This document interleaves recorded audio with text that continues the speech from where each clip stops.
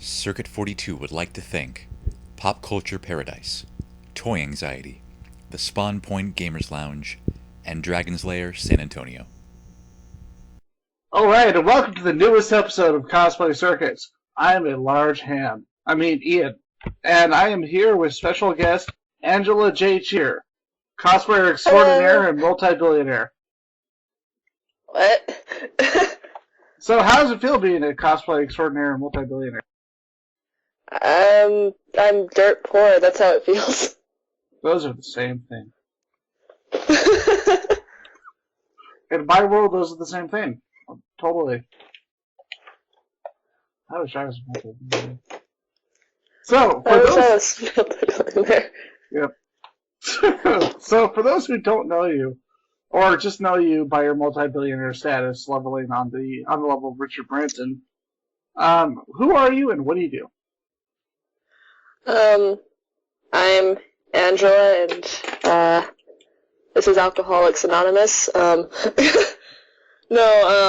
I like to craft things a lot, and that's why I got into cosplay, mostly because I didn't have any friends. So I thought maybe I could have friends where weirdos are. And I just started sewing a year ago, so... Because you came to Circuit 42, where all the weirdos are. Yay! And I also collect knickknacks and instruments, like musical instruments, and I work at a dead-end job, so, yeah. Tell us about the knickknacks. Because, we know that everyone comes to Cosplay Circuits for cosplay, so we like to go over the other stuff first, and then pick it out just to torture them. So tell us about knickknacks. The knickknacks I have are like 10 tea sets, little harps and stuff, flutes, ocarinas, fifes, tin flutes, penny whistles, guitars, violins, lyres, lutes, and I think, I want to get a ukulele next. I hear pretty tell that you have a camera that takes people's souls. Is that true? Yes, that's one of the knickknacks I've come across. The camera obscura, I found it on eBay and I got it, so I cosplay from Fatal Frame. I'm sorry for interrupting you. I think we interrupted each other, so it kind of balanced out. Okay, so talk about your cosplay of Fatal Frame. What costumes have you done? Because you said you started about a year ago, right? I started more than a year ago. I just started sewing a year ago. I'm dumb. I've been Summoner Yuna, Gunner Yuna, and Songstress Yuna. I've been Mio from Fatal Frame. I've been Little Mermaid in 2 different outfits, the blue and the pink. I've been Lena Lee from D. Gray Man. I've dressed in Lolita. I've also dressed in Victorian era stuff. I've been Yorda from Eco. And I think that costume won Best in Novice with Akia Uchiha as Eco. And I think that pretty much sums up most of my costume. Oh, and Merida. I've done Merida, so yeah. Well, if you want any advice from a non-cosplayer, and by non-cosplayer, I mean I pretty much only cosplayed as Captain Jack from Doctor Who. You gotta be wary of that Caleb Madonia. He seems like a crazy person. Caleb? Oh. No, he's actually our photographer for the site. He's a sweetie. Nope, crazy person. He may be misunderstood, but he has good intentions. He's just misunderstood. Like a narwhal, he is misunderstood. Caleb, this is the show. What the fuck?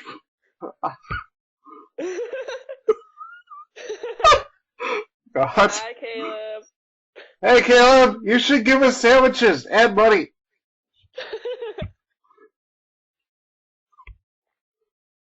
We are making mischief. So, what's your favorite costume that you've done so far? Summoner Yuna. That's my favorite character and costume. And Second comes sorry. Mio. Second is Mio, and then I think Yorda is a close second. So Mio and Yorda are just like duking it out in the background somewhere. That would be a really. I don't know if I call it an intense fight. It's mostly just slapstick. Yeah, that and cameras. So, I gotta say, I was actually really happy that you did a Fatal Frame cosplay, because most people don't seem to remember that game, and that game is fucking amazing, especially Part 2. Part 3 kind of sucked ass.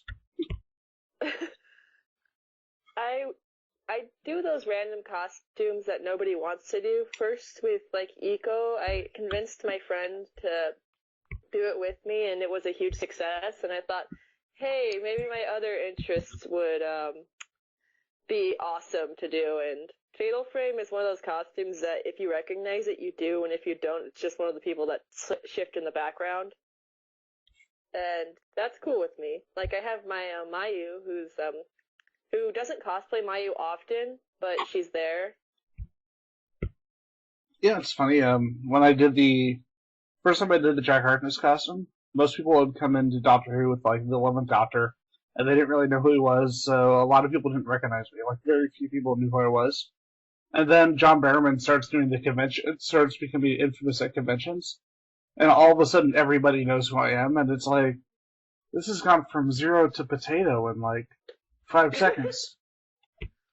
Well, bad part is with Fatal Frame, it's not in the U.S., so it's like it's not in North America. It's usually in the Europes, and the one I'm cosplaying from is from the European release from the Wii.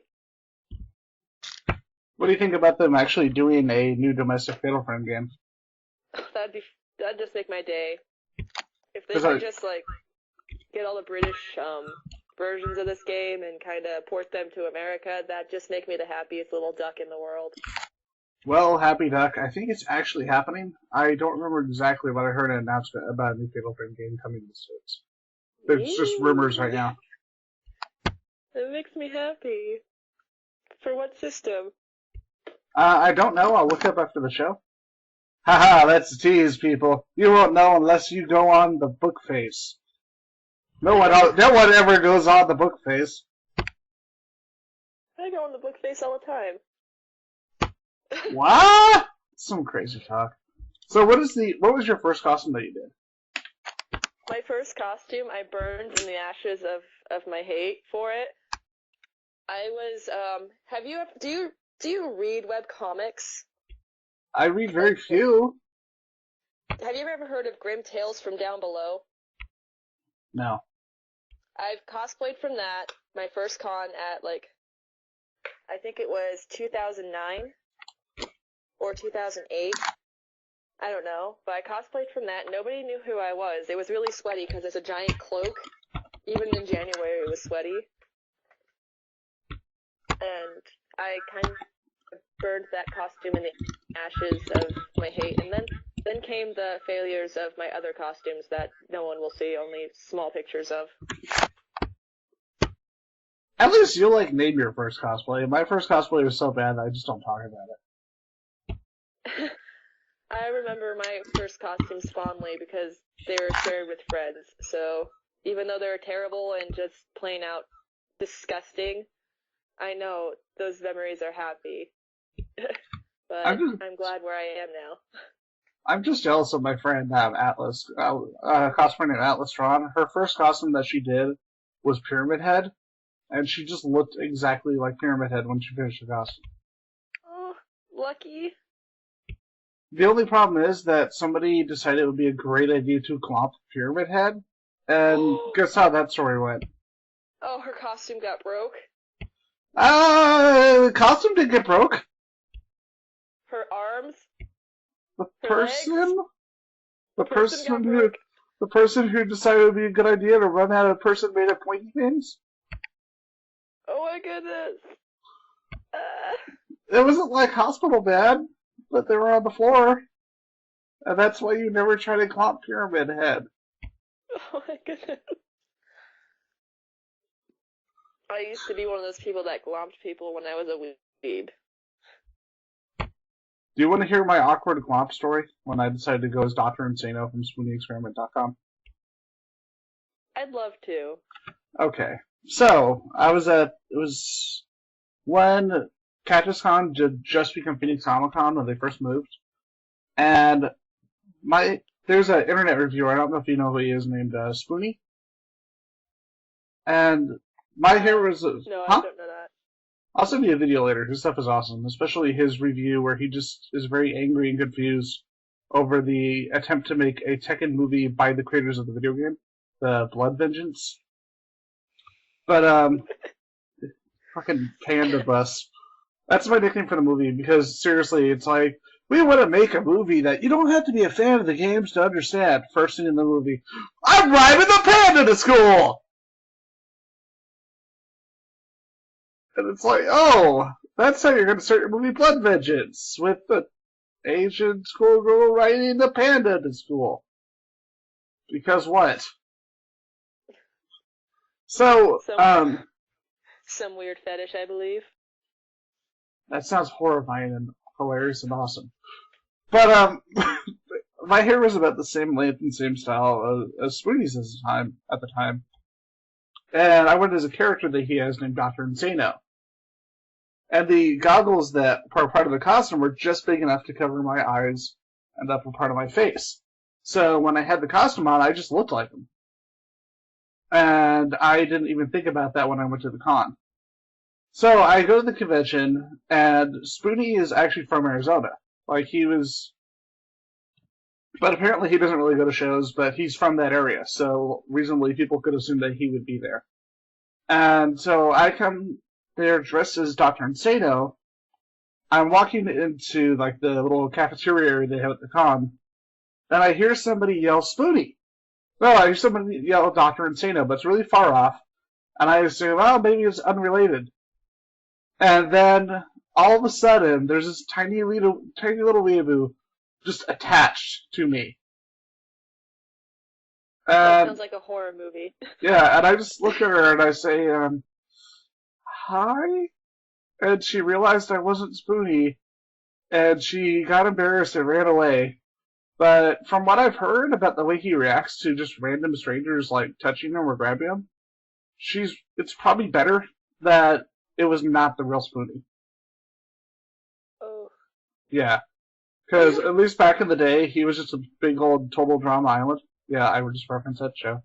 And he was one of those people where he did not like being touched by people he didn't know at shows at all. Like, even if it was like a hand on a shoulder or something like that.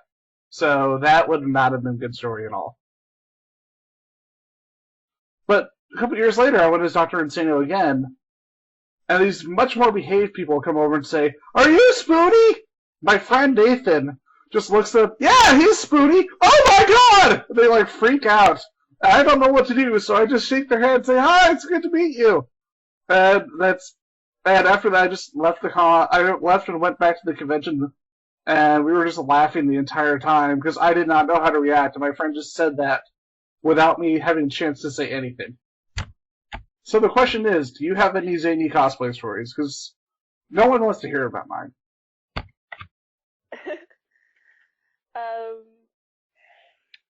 Not that I can think of, but there's one that I like a lot.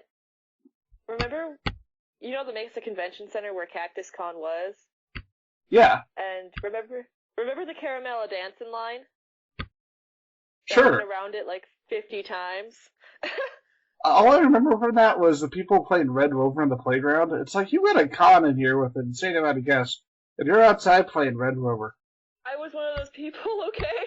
You were the bed of the Red Rover people? I was one of those people. I was short. Don't mind. Don't worry. I was the shortest 6'2" person there. And I remember the thing that got me into cosplay at Phoenix Cactus Con.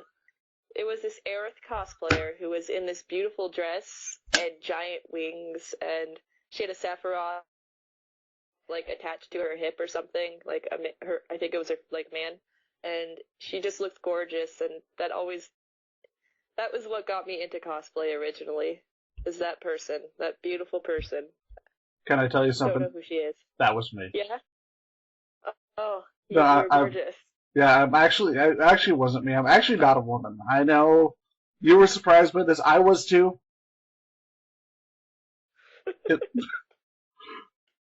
Either way, that sounds pretty awesome. So you have no zany cosplay stories? My fiance and his friends have some, because nothing really happens to me because I cruise too much. Like, I walk around a lot, and people don't bug people who walk like I do. I want to hear how you walk, because I just assume that it's like in that scene in Young Frankenstein. Walk this way. No, not that way. This way. No, I walk, since I went to high school and the classrooms are so far separated, I walk with such purpose that there's determination and a resting bitch face on my face constantly when I walk. So people say that I look scary, and it's like, I don't want to be scary. See, the funny thing is, I only know you like via Facebook and Skype, and you've been nothing but nice, so I'm having trouble picturing like scary Angela. It's just like a resting face I have whenever I walk. It's like, it's determination to get somewhere, so they kind of just, think I'm late for something. But my fiance and his friends and all my friends have zany cosplay stories. Like, one time, we tell these stories in our hotel calling, con horror stories or something. Oh, okay. I just saw something pop up on my Skype. A note's from you. Okay. Well. What? I didn't send a funny picture from Young Frankenstein. You're a crazy person. And my friend cosplays as Spirit. And one girl came up behind him and grabbed his, pectorals, his breasts, his man boobs. And she just whispered, "Squeeze," into his ear. And we've been doing that ever since. I don't know who that girl was, but she did that, and it was hilarious, and we still do it. Whoever you are, thank you. And my fiance confused somebody for me when he was, like, getting hugged from behind, so he's like, "Oh, I've been looking everywhere for you." He looks around, and it's not me, and it's like, that's one of his horror stories, because that girl kind of stalked him for a while after that, but yeah. That sounds fun, except for the stalking part and absolute horror. Although the squeeze story was really funny. Squeeze. Considering some of the horror stories that I've heard, your determination and briskiness is definitely a plus. It seems, because you hear some really bad stories. I mean, people have kind of, I think it seems like over the last year, even though it's only been like 3 months, people have finally learned, hey, don't be as creepy. Although unfortunately you still see it, but it's not nearly as bad in my opinion as it was these last couple of years. Social awkwardness and not knowing how to interact with human beings is a bad thing at conventions, but I think they grow out of it after like a few hours or years at conventions. I love that crowbar right there. A few hours or years. Or years. It depends on the person. I think, like, part of the reason that we started the show was just so people could realize, hey, you don't have to be totally nervous or awkward around cosplayers, because, hey, we're totally they're actually nervous around you. Yeah, and they're actually real people. It's pretty bananas. Like, I walk to work. I don't have a car. I'm not uber famous. I'm just a crafty person who likes to dress up as a loser. Not a loser, but awesome people. I'm a loser who dresses up as awesome. Before you comment, people, she said crafty. What do they think I said? I know it's comment. That's not a live show. I'm teasing you. What do they think I say? No. Ah, son of a bitch. Okay. I think we'll edit this part a little bit. Okay. Okay, so actually, should we edit it or leave it in? I think we should surprise people. They won't know, even though they'll be listening to the show. So, what costumes do you have? Huh? Oh, sorry. You talk. What costumes? I was asking, what kind of games do you like, since you like Fatal Frame? I have like this bizarre variety, but because I play like everything. I do have a horror story for you though. You want to hear it? Sure. I used to have copies of Rule of Rose and Haunting Ground. I don't know what that is, but Rule of that Rose sounds is really an cool. absurdly rare survival horror game on the PS2 by Atlas. The And guys who made Persona? yeah. And it's this really atmospheric, really creepy horror game that got banned in all but one country in Europe. Yeah, like outright banned. My. And then Haunting Ground is a game by Capcom. It's kind of a spiritual successor to Clock Tower. And I had both of these, and they're both really uncommon. And by the way, guys, if you're ever needing food money, if your life just sucks, realize that you probably have parents who love you, and they can help you sometimes. Don't sell your $200 video games if you don't need to, because you're going to regret it, because you'll never find them again. Especially if you paid $35 for both of them. Yeah. Sell your games? I had to sell like It's depressing. 2 games and a movie that both went for about $100 to $200 a piece. Wow. Yeah, those are never gonna. I'm never gonna have those again. At all. At least you can say you had them for a while. Yeah, but I didn't get to finish them. Oh.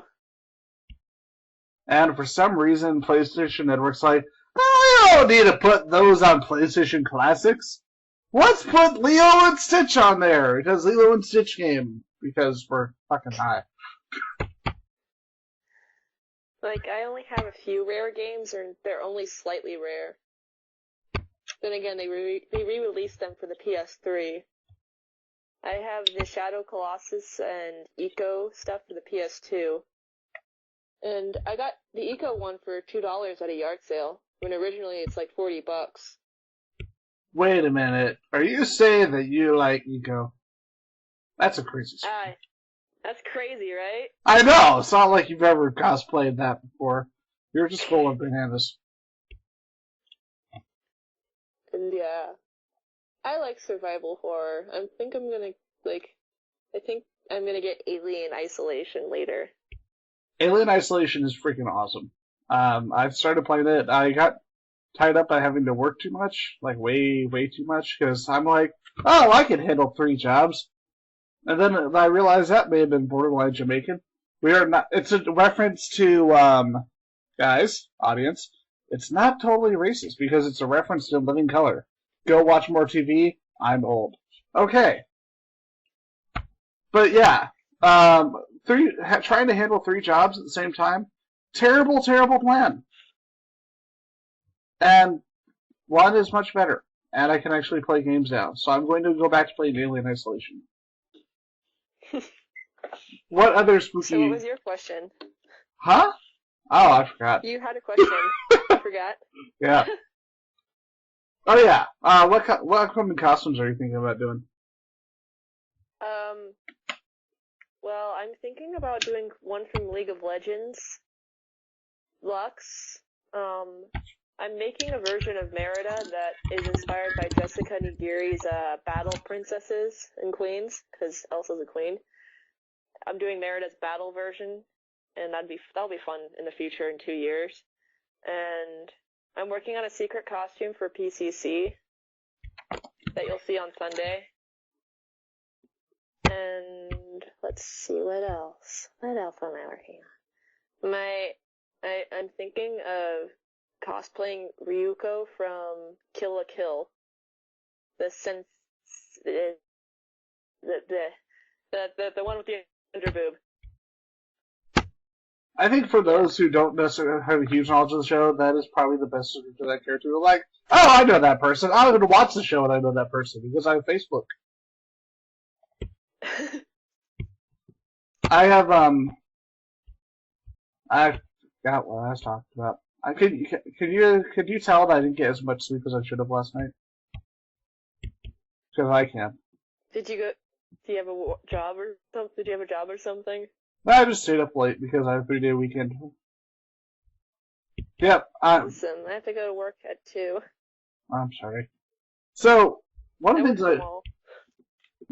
the things I posted earlier today on my Facebook was regarding, actually last night was regarding this whole weird mentality of people in the geek community who talk about, I just got bullied in school, etc., etc. Whenever anyone in our community seems to get any kind of fame or any kind of success, all of a sudden the people who don't have that kind of become those bullies. Have you ever noticed that? Kind of, but it's like rare among my friends because honestly we kind of don't care. But that's just my friend circle. We don't care about everybody else. We just kind of do what we do. But yeah, I've noticed that. A lot of people don't like Jessica Nigiri. I think she's a lovely person who's very sweet. When I first met her, she was really funny and comedic. Yaya Han, I've never met, but she seems kind of high, like, not high as in she's smoking something, but high up. Like, she's aristocratical while I'm just a peasant. But to her mighty greatness, I don't know. I don't know her. But people seem to hate her a lot. Same with Jessica. Yeah, because every time I met Jessica, she's been really nice. Like, the first time I met her, I think was at a pop culture event. It was right when she was starting to break out. I think it was right before she did the Lollipop Chainsaw costume. And, she was dressed as Poison, and you could tell that she was kind of trolling. It was right near the ASU college campus, so there were some dude bros types there. Who were telling her, oh, that's a really good costume, that's a really nice costume. These two, like, big, kind of, I can't talk right now. Dude bros. And she had kind of this snarky look on her face. She said, oh, you really like it, eh? Oh, you really like the costume? And you could tell that, she very much knew about Poison's, identification. And so you pretty much had the two jock dude bros telling her how much they liked her costume of a transvestite. And that was kind of awesome. But that was when I realized, like, really early on, that's when I realized just how cool she was. The fact that she was basically just very politely trolling the shit out of these people at a signing. But she always had a smile on her face. Like, you could tell that she was trying not to laugh, but she always had a smile on her face. And even then, she was still being nice, but you could tell that she was just kind of getting a bit of a laugh at the show. And, like, I didn't even find her in cosplay. I found her in, like, normal people clothes, and I asked if she was Jessica Nigiri, and she's like, I might be. And it's like, that's the humor I enjoy. That's a person that I would like to get to know, because that's the humor that me and my friends use. Like, if you notice on my Facebook wall, it's full of gross humor that I just enjoy. Do I repeat those things out loud in public? No. God, she actually does. Don't listen to her. She does all the time, even though I've never hung out with her in public. I totally know. I tone it down because there might be old women present. All of a sudden, you find out that the old lady next to you is this really crude sense of humor too. All of a sudden, she just makes a joke about diarrhea, and you're like, "Oh, okay, that was unexpected." I've met old ladies like that, but they don't look that old. Like, the old grandma types that make cookies and tuck you in and give you warm milk is like, I wouldn't say the sailor, I'm a sailor, so it's like, I wouldn't say my sailor language in front of them because it's like, oh my goodness, it's like a grandma. I don't want to be disrespectful to a grandma. I'm just picturing you growing into, like, becoming the next Betty White.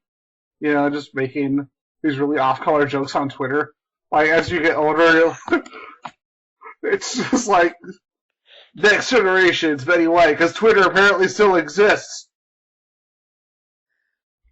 Some version of Twitter. Yep. It's kind of like it just becomes a MySpace thing, where it just kind of goes away, and it's just untalented bands trying to get advertising. I think I still have a MySpace still set up. I just don't know how to log in anymore. I do too, and I was just laughing at it. Like, it was so cheesy and so amazing and so me 10 years ago. I honestly didn't use MySpace until like it started dying because my mom didn't want me on social media when I was younger. Because she said a cyber guy was gonna stalk me and touch me inappropriately.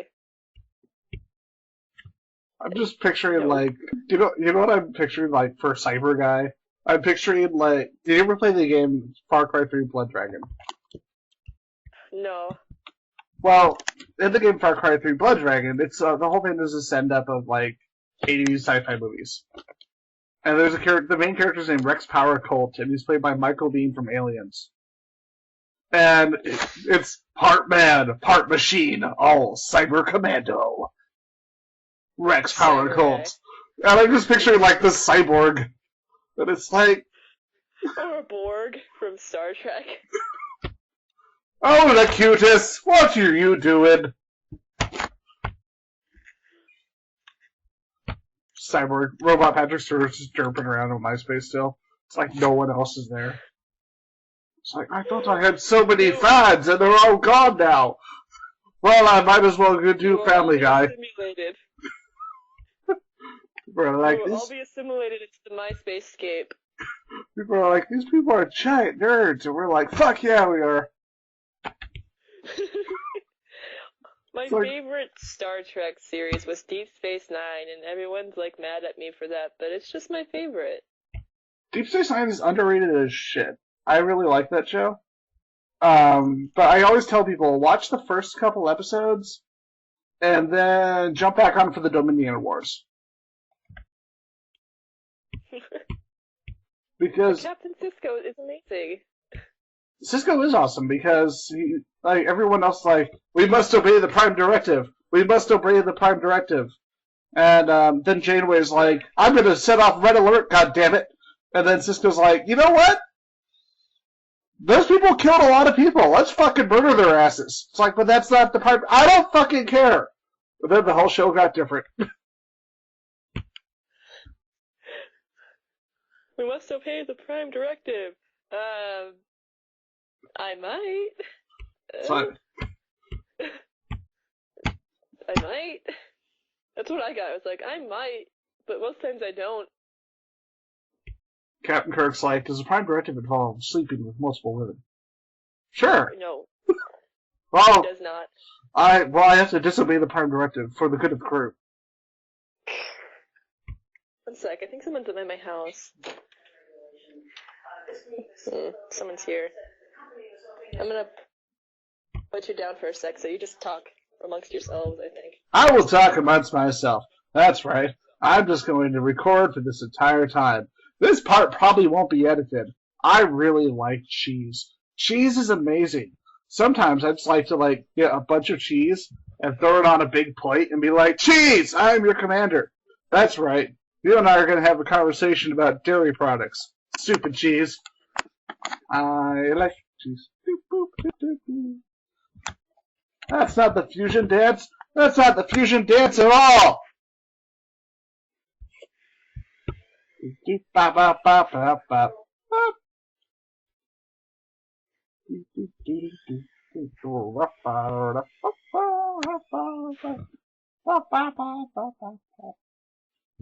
What are you doing? Cat's like, I don't know what's going on. I'm Fluffy. Cat was probably like, why the fuck is he singing about cheese in the fusion dance? The cat's like, I'm going to come over here. That's actually what I was talking about. I was just rambling on about cheese and the fusion dance from Dragon Ball Z. Well, my grandpa's friend came over and he's asking to hang out, and it's like, okay, Grandpa, go outside, hang out with your friends. My grandpa has friends, I do not. Nah, most of my friends live far away. You have friends, they just hide at the conventions. boop. Like, I'm going to the run fair with my friends tomorrow.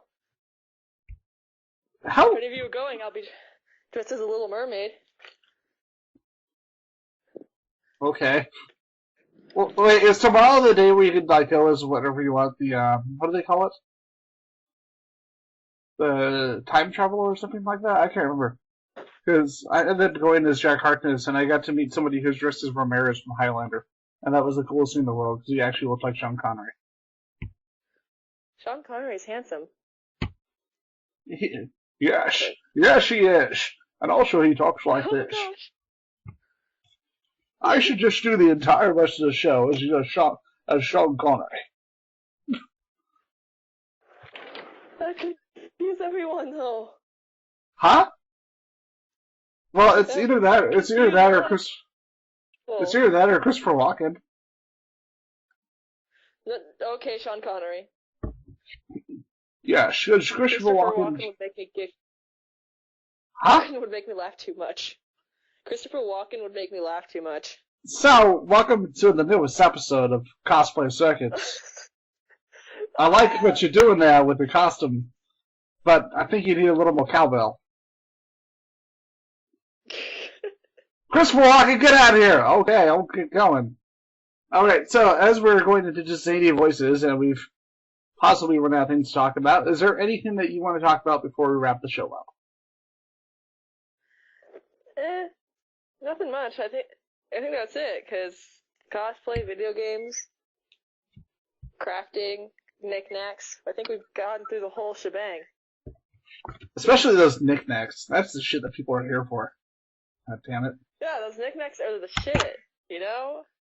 I have flutes and fifes, you know? I got a lava lamp, bitches. And she has a camera that can kill ghosts. Yeah, I also have, like, a flashlight, too. It's awesome. I'm not sure if you're making an Alan Wake joke or not. Now I want to go play Alan Wake. I want to go play that in Deadly Premonition. Bitch, I might be. Dun dun dun. We just need dramatic scenes, like edit in dramatic scenes at random places. It's like, I have to go to the store! Dun dun dun! It's like, well, why was that there? Because I like that sound.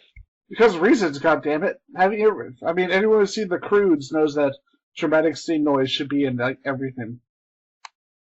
Also, The Croods is an awesome movie. I love The Croods. Nice. It's like Nick Cage is a caveman, which is the greatest casting of all time.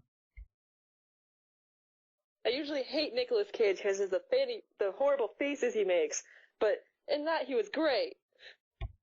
As a Nick Cage fan and somewhat apologist, I will send you a list of like legitimately good movies that you and all of the Nick Cage fans and non-Nick Cage fans should check out because of reasons. I just don't like his face because of what he does with it. He's a great actor. It's just his face. So maybe you'd enjoy Face Off. No, the cartoony faces he makes that shouldn't be done by human beings, period. It's like, how do you do that? That's what makes him great, though. He's like a Looney Tunes character if they were a person. He reminds me of that guy from Who Framed Roger Rabbit, the bad guy. Christopher Lloyd? No. Before we wrap up the show, I'll send you somebody who looks like Christopher Lloyd. You've seen Indiana Jones, right? Yes.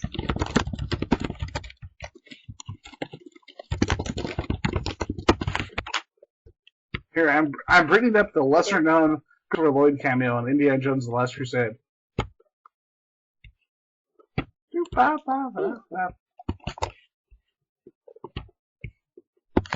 Here you go. Send you that. Just send it to you so you can take a look. Because that totally looks like Christopher Lloyd.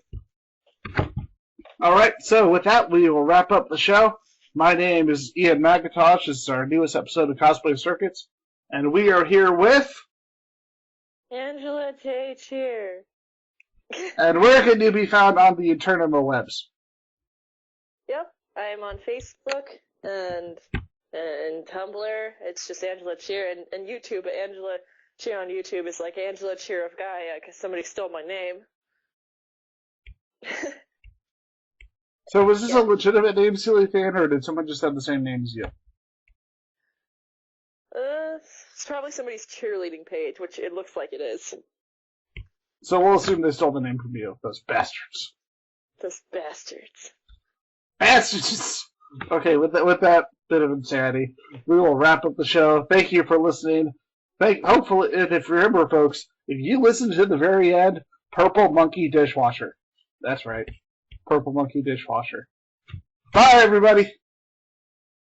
Goodbye.